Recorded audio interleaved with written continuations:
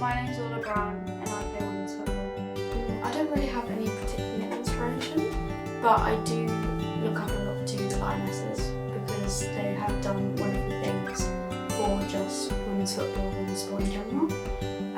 So I feel like, yeah, they're just amazing.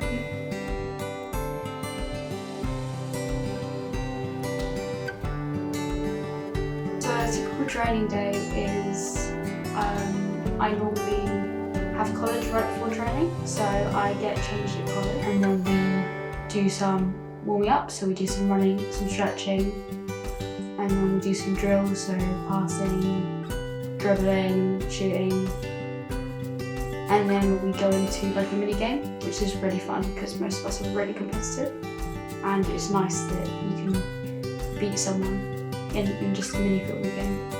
It's a great feeling.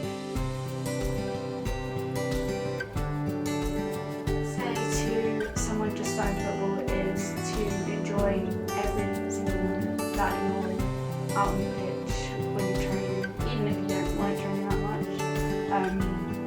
Just enjoy what you're doing.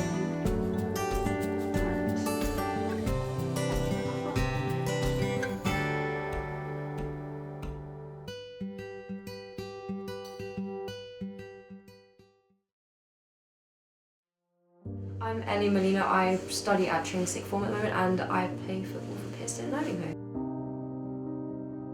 I started playing football when I was probably about 9 years old. I used to do horse riding, a little bit of netball, but I was a little bit bored. I was bored, to be honest. I wanted to try something new. And you know, my brother and my dad were really heavy on the football, so I thought, why not? Give it a go. I currently play centre forward, so it's a lot of hard work. It is a lot of hard work and you have to be quite dedicated for it. You know, if you've got some 6-foot defender coming towards you full speed, you've got to go for it. You just got to carry on. What made me want to start playing football was probably my younger brother. He's probably been my biggest influence. He's very good. He played for Wickham at the age of 4, so he's quite very talented and I was always quite envious of that. So I wanted something to beat him at. My goals in football are probably just at the moment is to have fun. I did used to want to play professionally, but I've kind of wanted to focus more on my studies, but who knows, it could go either way. My football inspiration, I've got 2 in mind. My biggest football inspiration is my dad, 100%. He's been a coach for girls football since I was probably about 11, and he basically formed an entire girls club.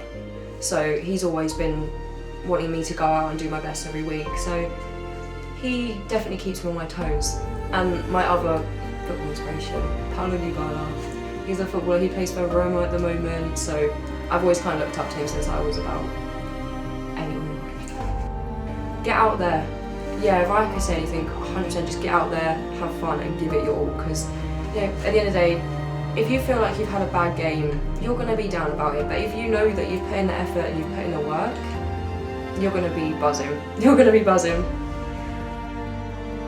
I always try and clean my boots before training, make sure, because you know, if you look after your boots look after you. Number 1 rule. My favourite part of playing football is 100% the stress relief. Because when you get out there, you forget everything that's happened in the last week, in the last year, just everything goes. And for that 90 minutes you're on the pitch, it's like nothing else exists apart from you, the goal, and the ball. It's so therapeutic, honestly. I would recommend it to anyone. If you need therapy, play football. It's great.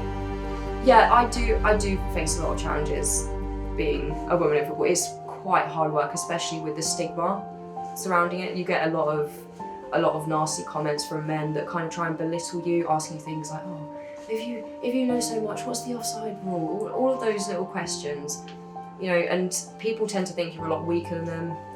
So it's quite degrading, really. But you know what? We're all girls at the end of the day. We're all gonna kind of pull together and get through that.